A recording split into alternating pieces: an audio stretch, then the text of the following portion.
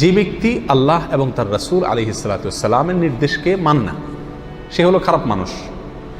এবং যে যতটা দূরে আল্লাহ এবং তার রাসূলের নির্দেশ থেকে, সে তত বেশি খারাপ। কিন্তু এর ভিতরে আবার সবচেয়ে খারাপ, সবচেয়ে নিকৃষ্ট বলে একটা কথা আছে। খারাপ মানুষের ভিতরে আবার সবচেয়ে খারাপ মানুষ বলতে একটা কথা আছে, আর এটাই নবী সাল্লাল্লাহু আলাইহি ওয়াসাল্লাম বিভিন্ন হাদিসে ফুটে উঠেছে। সবচেয়ে খারাপ মানুষ, সবচেয়ে মন্দ লোক, সবচেয়ে নিকৃষ্ট ব্যক্তি হলেন ওই ব্যক্তি যে ব্যক্তি দ্বিমুখী, যার ভেতরে দ্বিমুখিতা আছে। এক একজনের সঙ্গে এক এক রূপে তিনি আবর্তিত হয়ে থাকেন। এই লোকটি হলো মানুষের মধ্যে সবচাইতে খারাপ মানুষ। সহিহ বুখারী এবং মুসলিমে আবু হুরায়রা রাদিয়াল্লাহু তাআলা আনহু থেকে বর্ণিত, নবী আলাইহিস সালাতু ওয়াস সালাম ইরশাদ করেছেন, ওয়া তাজিদুনা শাররান নাসি যাল ওয়াজহাইন। তোমরা মানুষদের ভিতরে সবচেয়ে খারাপ লোক দেখতে পাবা ওই লোকদেরকে যাদের দুইটা চেহারা, দুইটা মুখ, অর্থাৎ দুইটা রূপ আছে। আল্লাযী ইয়াতি হাউলাই বিওয়াজহিন, যারা কিছু লোকের কাছে আসলে এক ধরনের রূপ ধারণ করে, আবার ওয়ায়াতি হাউলাই বিওয়াজহিন, আবার তাদের বিপরীত বা বিরোধী বা ভিন্ন লোকদের কাছে গেলে ভিন্ন রূপে নিজেকে সেখানে প্রকাশ করে। চগলখোর কিসিমের মানুষ, মুনাফিক কিসিমের মানুষ, এর কাছে একরকম বলে, ওর কাছে গিয়ে আরেক রকম বলে। এর কাছে এসে একটা সাজে, ওর কাছে গিয়ে আরেকটা সাজে। এই মুনাফিকি, এই দ্বিচারিতা, এই চগলখড়ি, এই কপটতা, এই চরিত্র যার ভেতরে আছে, সে হলো মানুষদের ভিতরে সবচেয়ে খারাপ মানুষ। আল্লাহ সুবহানাহু ওয়া তাআলা আমাদের সবাইকে হেফাজত করুন। অত্যন্ত নিকৃষ্ট এবং মন্দ একটি স্বভাব। এই স্বভাব কোনো কোনো ক্ষেত্রে মানুষকে কুফরি পর্যন্ত নিয়ে যায়। এই মুনাফিকি যদি দ্বীনের বিষয়ে হয় এবং নেফাকে ইতিকাদি হয়, নেফাকে আকবর হয়, তাহলে মানুষ কাফের পর্যন্ত হয়ে যায়। আর এমনি দুনিয়াবি কারণে যদি হয়, চারিত্রিক ত্রুটির অংশ হিসাবে, তাহলে সেক্ষেত্রে এই নেফাকি, এটা একাধারে মানুষকে প্রতারণা করা, ধোঁকা দেওয়া, মিথ্যা রূপ ধারণ করা, মানুষকে ক্ষতিগ্রস্ত করা, চগলখড়ি করা, মুনাফিকি করা, অনেকগুলো নিষিদ্ধ কর্ম এই একটি চরিত্রের ভিতরেই নিহিত আছে। এই জন্য সবার কাছে ভালো থাকার চেষ্টা, অথবা সবার কাছে গিয়ে তার গল্প বলা, তার বিরোধীর কাছে গিয়ে তার গল্প বলা, এই চগলখড়ি, দ্বিচারিতা বা মুনাফিকির চরিত্র আজকাল সমাজে প্রচুর পরিমাণে আছে। আমাদের সবার ভিতরে কম বেশ এই দুশ্চরিত্র আছে। আল্লাহ তাআলা আমাদের সবার চরিত্রকে সংশোধন করবার তৌফিক দান করুন। দ্বিতীয়ত যে ব্যক্তি নিকৃষ্ট, সে হলো ওই ব্যক্তি যার ভয়ে মানুষ তার কাছ থেকে দূরে থাকে। জানে তার কাছে গেলে, তার মুখোমুখি হলে, তার পালায় পড়লে সে কোনো না কোনো ক্ষতি করবে। তার ক্ষতির ভয়ে তার থেকে মানুষ দূরে থাকে, তাকে অ্যাভয়েড করে চলে, তার থেকে মানুষ বেঁচে চলে।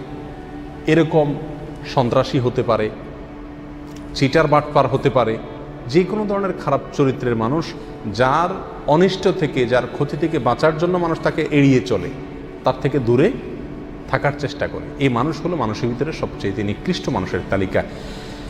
এক্ষেত্রে সহিহ বুখারীর হাদিসে আসছে এবং মুসলিম হাদিসটি বর্ণিত হয়েছে। নবী রাসূলুল্লাহ সাল্লাল্লাহু আলাইহি ওয়াসাল্লাম ইরশাদ করেছেন, ইন্না শাররান নাসি ইনদাল্লাহি মানজিলাতান ইয়াউমাল কিয়ামা। কিয়ামতের দিন খারাপ মানুষের মধ্যে সবচেয়ে নিকৃষ্ট খারাপ মানুষ হবে আল্লাহর কাছে ওই ব্যক্তি, মান তারাকাহুন নাসু ইত্তিকা শাররিহ, যে ব্যক্তিকে মানুষ পরিহার করছে, ত্যাগ করছে, তার থেকে দূরে থাকে তার ক্ষতির ভয়ে।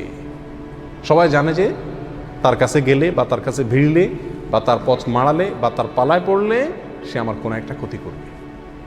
তাহলে আমাকে চিন্তা করতে হবে যে আমার ভেতরে এরকম কোনো স্বভাব আছে কিনা।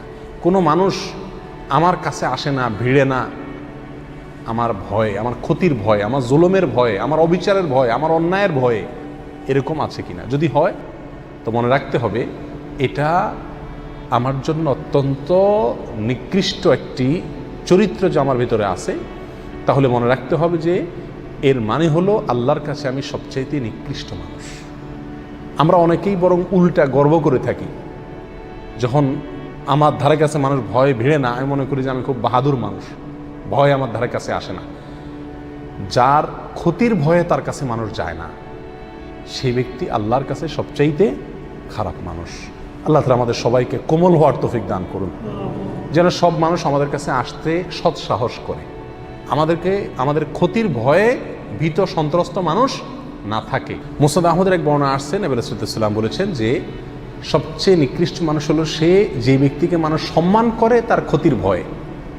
সালাম আলাইকুম, কেমন আছেন ভাই, বড় ভাই, সিনিয়র ভাই, নেতা ভাই, এই যত ইজ্জত সম্মান করে এগুলো সব কি জন্য? যে নেতা সাহেবকে ইজ্জত না করলে এটা ক্ষতি করে দিবে, সালাম না দিলে আমার একটা বিপদ হতে পারে, সে আমার উপরে ক্ষেপে যেতে পারে, এই যে ক্ষতির ভয়ে আশঙ্কায় সম্মান করে, এরকম যদি কোনো লোক থাকে সমাজে তাহলে এই লোকটা সবচাইতে নিকৃষ্ট মানুষ। তাহলে দ্বিতীয় শ্রেণীর সবচাইতে নিকৃষ্ট মানুষ, এই দুইটা হাদিসে দুই রকম আসছে, দুইটাই প্রায় কাছাকাছি। একটা হলো ক্ষতির ভয়ে তার থেকে দূরে সরে, আরেকটা হলো ক্ষতির ভয়ে তাকে কি করে? সম্মান করে। এক কথায় যে ব্যক্তির মানুষের ক্ষতি করে, মানুষ প্রতি অবিচার করে, মানুষের প্রতি জুলুম করে, আর তার জুলুমের ভয়ে মানুষকে তাকে সম্মান করতে বাধ্য হয় অথবা তার থেকে দূরে থাকে, এই লোকগুলো হলো সবচাইতে নিকৃষ্ট মানুষ। তৃতীয়ত সবচাইতে নিকৃষ্ট মানুষ সে যে ব্যক্তি কোরআন পড়ে, কোরআন অধ্যয়ন করে, কোরআন চর্চা করে, কোরআনের ইলম অর্জন করে, অথচ কোরআন যেসব বিষয়ে সতর্ক করেছে, সাবধান করেছে, ভয় দেখিয়েছে, সে বিষয়গুলো থেকে বেঁচে থাকে না। অর্থাৎ কোরআন তাকে যে সতর্ক করেছে, সাবধান করেছে, সেই সাবধানতা, সেই সতর্ক করাটা দ্বারায় সে নিজে সতর্ক হয় না, নিজে কি হয় না? সাবধান হয় না। এক কথা কোনো পরিবর্তন হয় না। অন্য কথা বলতে পারি, এলেম শিখে সে অনুযায়ী কি নাই? আমল নাই। কোনো বর্ণনা আসছে, এক্ষেত্রে ওলামা ইকরামের কথা বলা হয়েছে, ওই আলেম, যে আলেম তার এলেম দ্বারায় কোনো উপকৃত হয় না, সে নিজের এলেম দ্বারা কি হয় না? নিজে উপকৃত হয় না বা মানুষকে উপকার করতে পারে না। অর্থাৎ এলেম শিখে কিন্তু সে অনুযায়ী কি নাই? আমল নাই। এগুলো সবচাইতে নিকৃষ্ট মানুষ। মুস্তাদরাকে হাকিমের এক হাদিসে বর্ণিত হয়েছে, নবী রাসূলুল্লাহ সাল্লাল্লাহু আলাইহি ওয়াসাল্লাম বলেছেন, ওয়া ইন্না মিন শাররিন নাসি রাজুলান ফাজিরান ইয়াকরাউ কিতাবাল্লাহি লা ইয়ারআউই ইলা শাইইন মিনহু।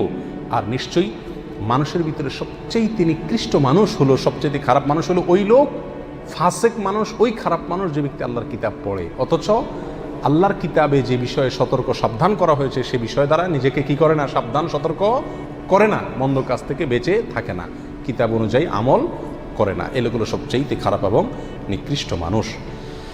4 নম্বর সবচেয়ে নিকৃষ্ট মানুষ সে যে ব্যক্তি দুনিয়াবি কোনো কারণে তার দিনকে ধ্বংস করে, দুনিয়াবি স্বার্থের কাছে দিনকে বিক্রি করে দেয়, ধর্মকে বিক্রি করে দেয়, দিনদারিকে বিক্রি করে দেয়, আমানতদারিকে বিক্রি করে দেয়, আল্লাহর ভয়কে, তাকওয়াকে বিক্রি করে দেয়। কিসের ভয়ে? কিসের বিনিময়ে? দুনিয়ার কোনো তুচ্ছ বিষয়ের বিনিময়ে। দুনিয়ার যত বড় বিষয় হোক না কেন এটা তুচ্ছ। দুনিয়ার যে কোনো বিষয়ের বিনিময়ে যে ব্যক্তি তার দিনকে বিক্রি করে দেয়, এগুলো 4 নম্বর সবচাইতে নিকৃষ্ট মানুষ।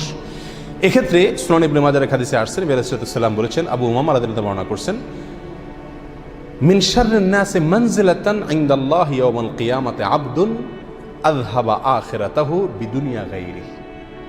আল্লাহর কাছে কিয়ামতের দিন নিকৃষ্ট মানুষদের মধ্যে সবচাইতে নিম্ন স্তরের নিকৃষ্ট মানুষ, সবচাইতে খারাপ মানুষ, মন্দ লোক ওই ব্যক্তি যে ব্যক্তি তার আখিরাতকে নষ্ট করে ফেলছে, আখিরাতকে বরবাদ করে ফেলছে, আখিরাতের স্বার্থকে জলাঞ্জলি দিয়েছে।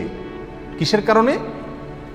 অন্য কোনো ব্যক্তির কাছ থেকে দুনিয়া পাবে এই আশায়, দুনিয়ার লোভে কারোর প্রতি জুলুম করেছে, কাউকে হত্যা করেছে, কারোর ক্ষতিগ্রস্ত করেছে, তাহলে তার দিনকে ধ্বংস করলো।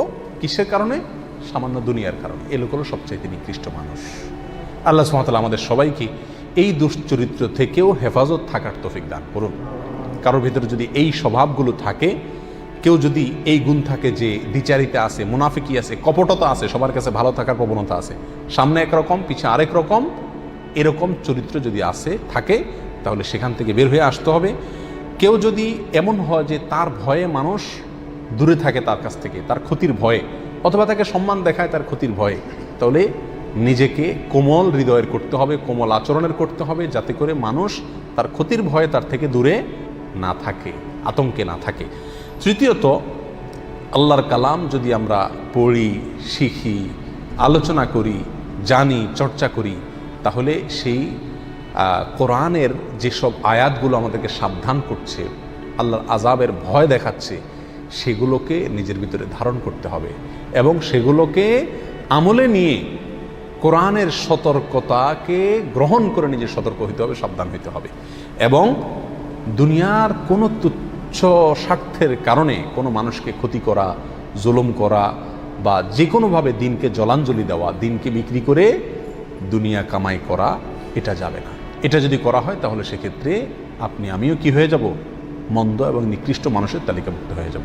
আল্লাহ তাআলা আমাদের সবাইকে সবচেয়ে প্রিয়, সবচেয়ে শ্রেষ্ঠ, সবচেয়ে ভালো মানুষ হওয়ার তৌফিক দান করুন।